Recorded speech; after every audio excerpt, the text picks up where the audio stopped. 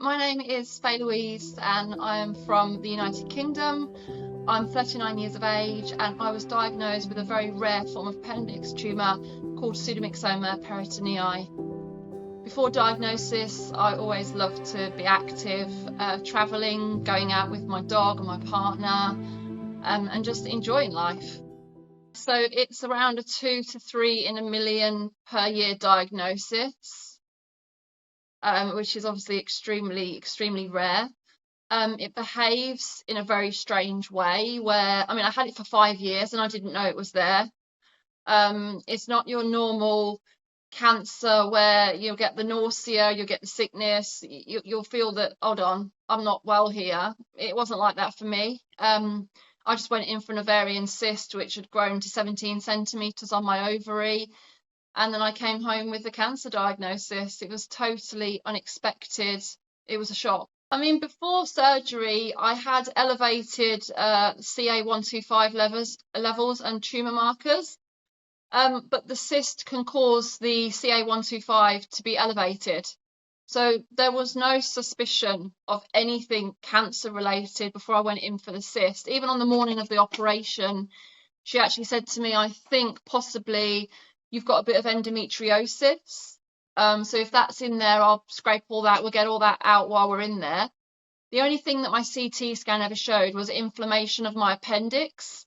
And the reason they found the tumour is because they agreed that when the gyno was in there, obviously doing the surgery for that part, that the bowel surgeon would join in on the surgery towards the end and he would come and take my appendix out, just so I wouldn't have any further complications later on down the line with appendicitis and have to have another surgery. And yeah, even on the morning of the operation, I was like, I'm so scared. I've never been under anaesthetic before. I was terrified of whether I'd wake up. And then they just put me under, and then I woke up in the evening on the same day, and they said everything went well, the cyst was out, and I said, like, is that it? It's done with? And she said they've taken a few samples of things and they'll explain to you in the morning when they see you how the operation went. But there was no, like, I kind of read people and you can kind of tell, like, if they're trying to sort of like play things down, but there was no indication that they were trying to hide anything from me at all. And then the 8th of August is when I got my official diagnosis, what they'd found. So they came in and she said that the cyst operation went really well. We got the cyst out, however, we couldn't take your appendix. And I was just like, why? And then she just said, I'm really sorry, Faye, but we found a tumour on your appendix. We found a cancer. And I guess until you've heard the word yourself, it's very difficult to imagine how one feels when you hear those words. It's like the whole ceiling was just closing down on me. The walls. I mean, I lost my mum to bowel cancer 2 years ago. So I was kind of like, oh, okay, here we go again. History's repeating itself. And there was a mirror directly in the bed, like in front of the bed, and I just looked into the mirror at myself and I just said to my partner, this is it, I'm going to die. And they did say to me that it's been there for a while. They think there's another operation on the cards called a right hemicolectomy, where they would get the deposits that had leaked outside of my appendix wall, because that's where the tumour had ruptured inside the appendix, and then it releases a mucinous gel that just spreads all around your abdomen. And obviously it had broken through the appendix wall and it had reached into my abdomen. They told me I've got a few deposits on my small bowel, and that's it. So it'll be a right hemi. And they're waiting for the biopsy results, and they've also left the cancer inside, which I couldn't get my head around at first. I was like, how can you not take the appendix out? How can you leave this tumour inside of me? Like, you don't know what it's doing. And they were like, it's doing nothing. It's been there for a very long time. It's extremely slow growing, and we're certain leaving it in is the best thing for us to do until we get the biopsy. And in hindsight, it was, because I have heard cases since I've been thrown into the world of pseudomyxoma. I've heard cases where they've removed the appendix, and unfortunately, some of the cells have spread further up the body, and then it's become a different scenario for people. So in hindsight, yes, they did me a favour, but it was very strange knowing that they'd found this cancer and they just left it there till I had, the biopsy results, which took 6 weeks to turn up. So they phoned me, and my partner answered the phone purely because I just didn't want to answer the phone if they were going to tell me that they're not back again. And my partner, I heard him say, okay, so it's low grade. And then, yeah, the official diagnosis that day was that I have something called pseudomyxoma peritonei. It's a low mucinous neoplasm. And I asked her, okay, so the surgery still going to be a right hemicolectomy? And she said, we need to refer you to our colleagues at Basingstoke who specialise in this type of cancer, and they will give you the best treatment that they can. And I just said, is it going to still be a right hemicolectomy? And she said, I don't think so. But Basingstoke will tell you a little bit more when they get the referral, which we're going to send shortly. So I underwent something called mother of all surgery, complete cytoreduction surgery, CRS, with heated chemotherapy, high PEC. The operation took 11 hours, and I had to lose 8 organs to ensure that they got all the cancer out of my body. What they do is they remove all visible evidence of disease. So in order to do that, I lost my spleen, I lost my gallbladder, I lost my appendix, I lost my ovaries, my uterus, my womb, my fallopian tubes. I had to have a full hysterectomy. He did say that my ovaries were quite healthy. However, if I do not agree to them taking everything, I'm a ticking time bomb, because the cancer likes to come back in most of the women, pardon me, in the belly button and the ovaries. So I had to lose my belly button as well. They scraped my diaphragm, they scraped my pelvis from one side of it to another. They took my greater and lesser omentum, which is the fatty apron in your whole abdomen, your tummy, and they took a little bit of the liver and scraped the liver off. I didn't expect to survive the operation. On the day that I went down to theatre, I said to my partner, look after the dog, your mom's got the Christmas presents. I didn't expect that I would come out of that operation. I knew the mortality rate was extremely low, and he did say that, you know, I'm young, I'm healthy, I don't smoke, I don't drink. I worked on fitness well up until the operation, because it's advised that you really get your protein levels and your muscle built up to give you a head start, because when I came out of the surgery, I lost 10 kilos. I lost a lot of muscle mass. There was nothing to me. I was just a skeleton. So yeah, obviously building yourself up was advised, because that gives you a head start on the recovery. But yeah, it's just so very bizarre. I didn't expect that I would survive it. And then when they woke me up in intensive care, because I had to spend a day and a half in intensive care, they kept me asleep so I had the operation at 7:30 a.m. on the 1st of November. I believe that my partner got a call maybe about 6 o'clock or something to say that it was completed, maybe 5:30, 6 o'clock, and that I was in intensive care and they were going to keep me asleep, and they'd phone him on Thursday to let him know when they're going to wake me up. So when I did wake up, I was just like, oh, you know, oh, okay, I'm here. You know, it was a very surreal feeling. I thought, am I having an out of body experience? Am I not here? Or am I here? And then the nurse, I remember feeling that my lips were just extremely dry. My throat was so dry. Obviously I had an NG tube right down my throat, which was really uncomfortable. And yeah, I just remember saying to the lady, I'm dry, I'm thirsty, I can't really swallow. And she just said, you've got a tube down your throat, so try not to move, you know, your nasal oxygen around out of your nose. I'll get you a bit of water. And then she just wet my lips with a tissue and told me to just lick my lips, like the water off my lips, because I couldn't swallow water straight away. And then she said that your surgeon's just here waiting to see you. And then he stood by the side of the bed and they were just asking me questions like, do you know where you are? And I was like, in Basingstoke, the peritoneal malignancy unit. And they were like, yeah. And then Alex was like, hey, Faye, do you remember me?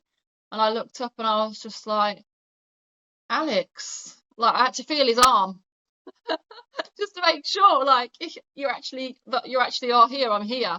And he just said the operation went really well, better than we expected. And I'm pleased to say that we got it all and there's no more cancer.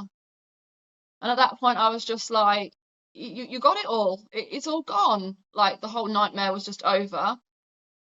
I'm still going through recovery now. It's up to 12 months. It's quite hard hitting on the body. It's brutal. It's not a walk in the park. I'm not going to wrap it up for anyone and say it's easy, because really it isn't. And that's why I went out and decided to tell my story from my admission into hospital, because when I was diagnosed, there was no information for me about this cancer. I felt very alone and isolated, and I just don't want people to feel that way. Anyone that's newly diagnosed with it now hopefully sees my page or my story, and they will have a better understanding and think, wow, you know, she's lost 8 organs and look at her, like she's survived, she's living, she's cancer free.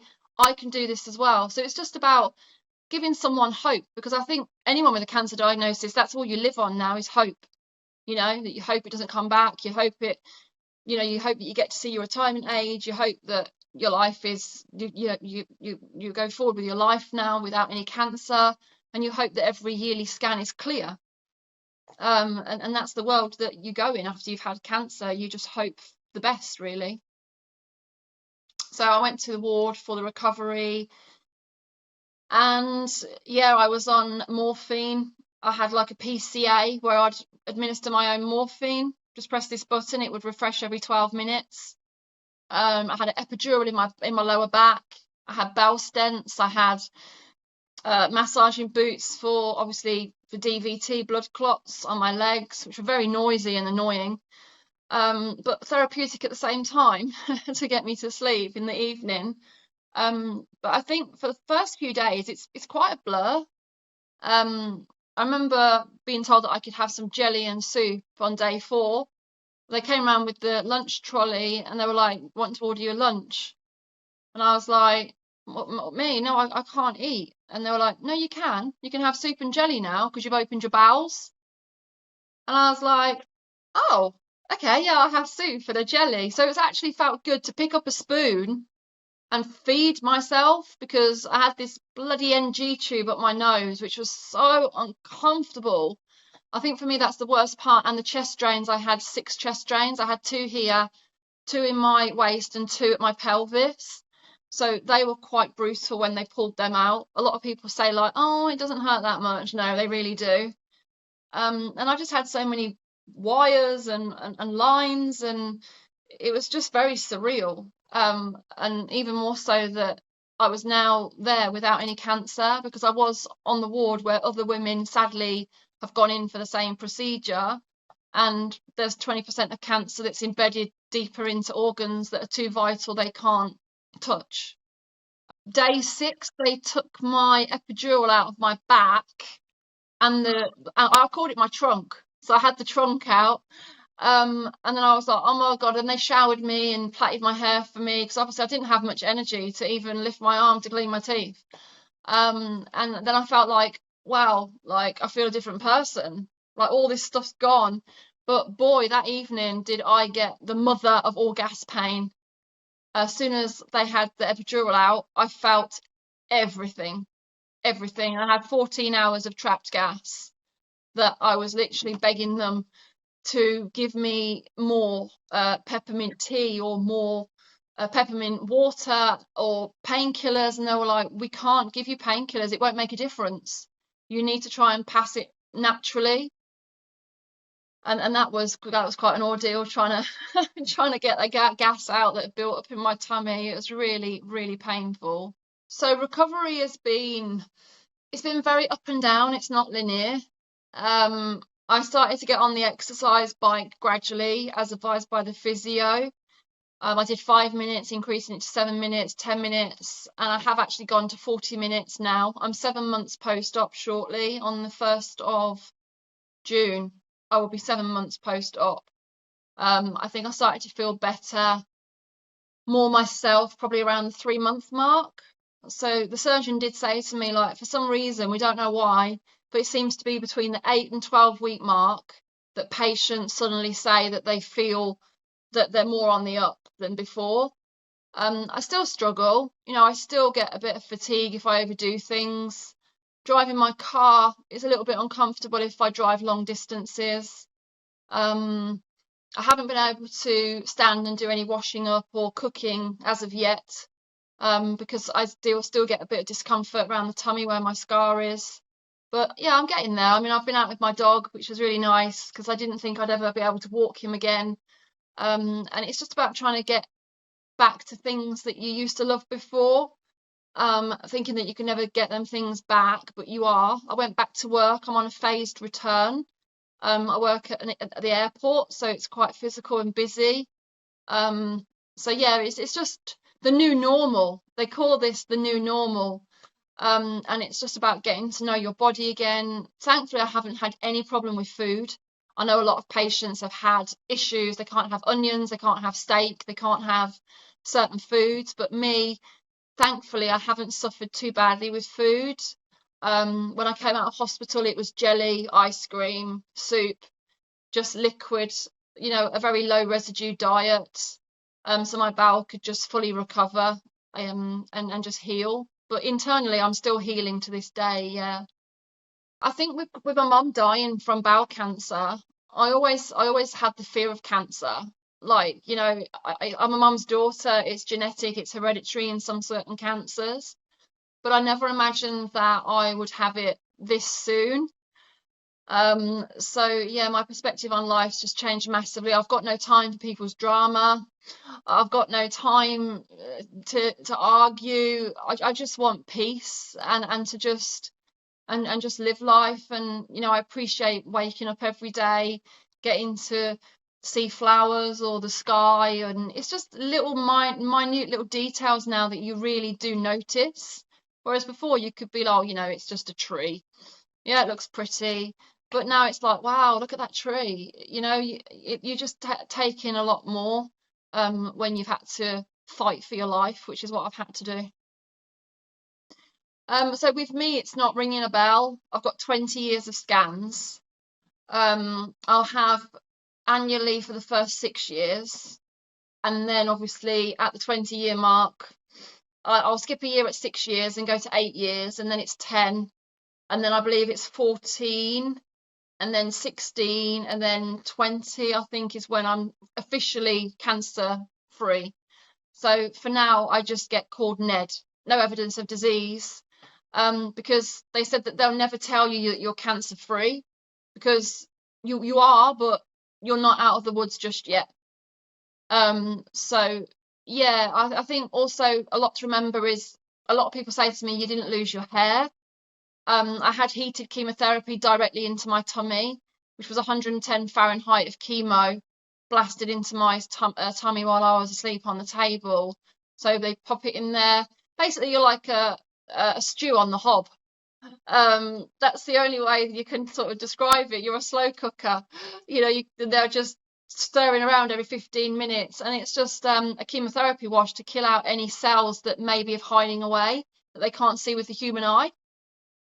So yeah, you don't lose your hair with that. Thankfully, I haven't had to have proper chemo because this cancer is very rarely doesn't really spread through your bloods or your lymph nodes. It stays very localized in the abdomen and that area. So it's a hard cancer to combat. You have to have the massive surgery to do it, but it's also one of the easiest cancers to get rid of because it doesn't spread anywhere else, like your brain, your lungs, and things like that. There has been cases where it has spread to someone's lungs, I'm not going to lie, but that's extremely rare, and there has to be a cavity between your diaphragm and your lungs where it's been able to get through. Trying to process that I'm under scans for 20 years is mentally difficult.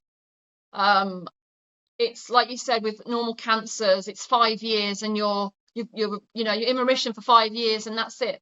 You're free, off you go.